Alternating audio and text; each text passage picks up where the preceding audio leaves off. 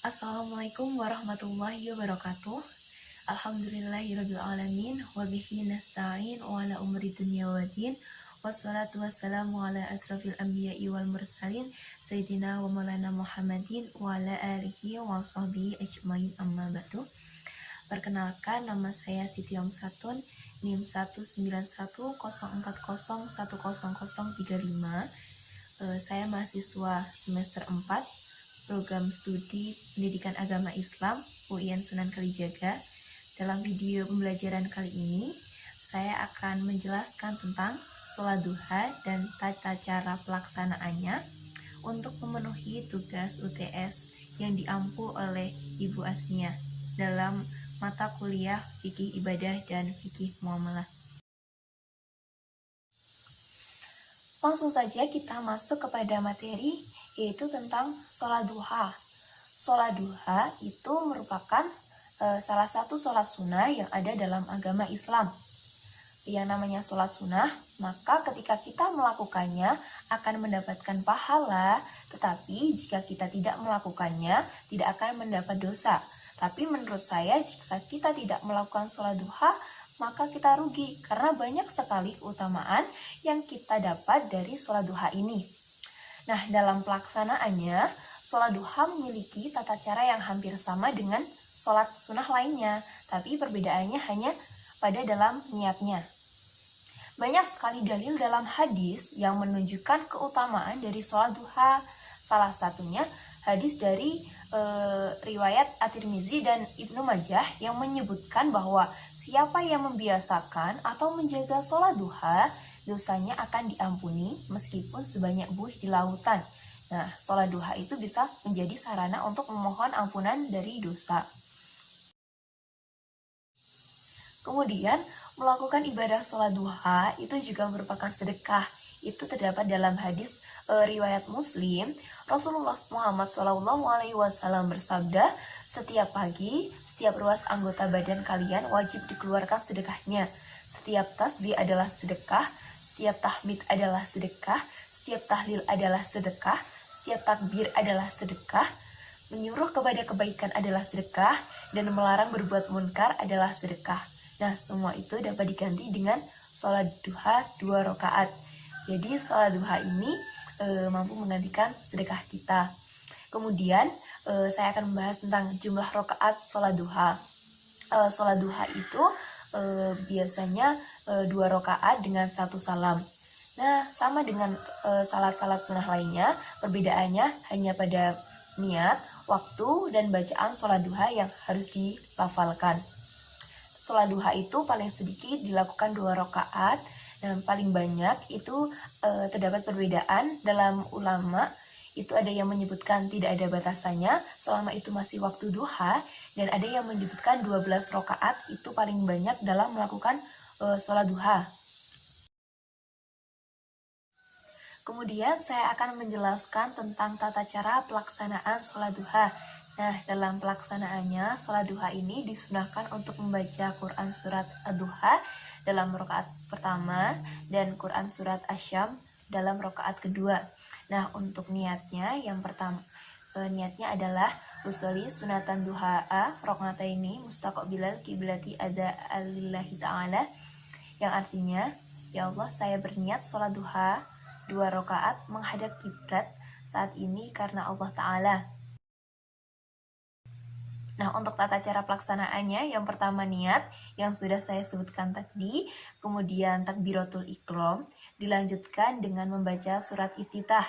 Tetapi, dalam membaca surat iftitah ini, sunnah hukumnya. Kemudian dilanjutkan dengan membaca Al-Fatihah, kemudian Quran surat Ad-Duha, yang sudah saya sebutkan tadi, dilanjutkan dengan ruku, i'tidal, kemudian sujud, terus duduk di antara 2 sujud, kemudian sujud kedua, dan dilanjutkan berdiri untuk menunaikan rakaat yang kedua. Dalam rakaat yang kedua ini membaca Al-Fatihah, dilanjutkan dengan Quran surat Asy-Syam, kemudian ruku, i'tidal, sujud, kemudian duduk di antara 2 sujud, kemudian sujud kedua, dan dilanjutkan dengan tasyahud akhir, kemudian dilanjutkan dengan salam. Setelah itu dianjurkan kita untuk membaca doa setelah sholat duha. Kemudian dalam doanya sebenarnya tidak ada doa khusus yang diajarkan oleh Rasulullah SAW, tapi para ulama menganjurkan untuk membaca doa setelah sholat duha.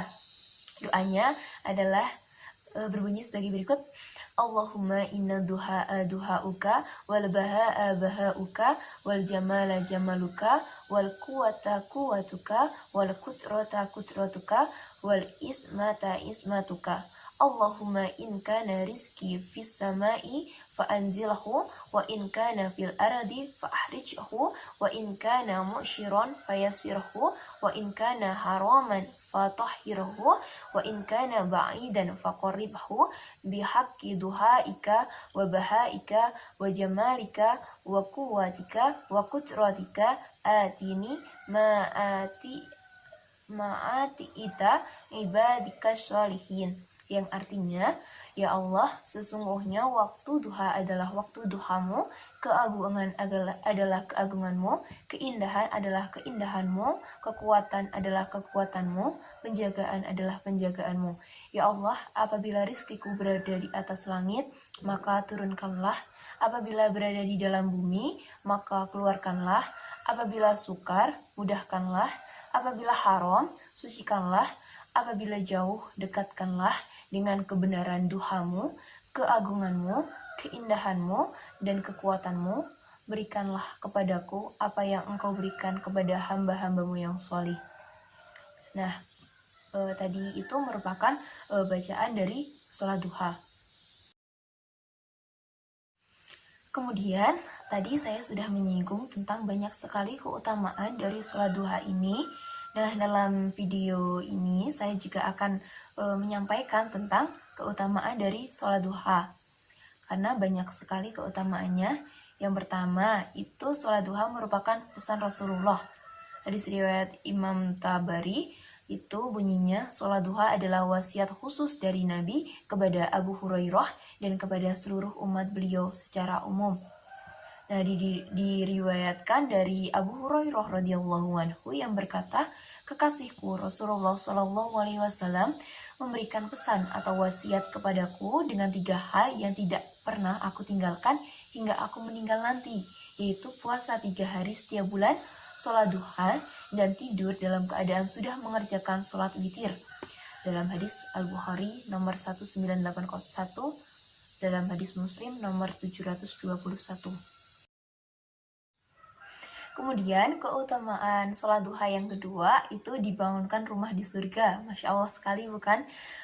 Umat Islam yang rajin mengerjakan sholat duha di dunia ini akan dijanjikan dibangunkan sebuah rumah di dalam surga. Nah, hal tersebut terdapat dalam hadis Nabi Muhammad SAW yang bunyinya, barang siapa yang sholat duha sebanyak 4 rakaat dan 4 rakaat sebelumnya, maka ia akan dibangunkan sebuah rumah di surga. Yang ketiga, itu pahalanya seperti orang yang haji dan umroh. Keutamaan sholat duha yang lain, orang tersebut akan mendapatkan pahala seperti orang yang pergi haji dan umroh.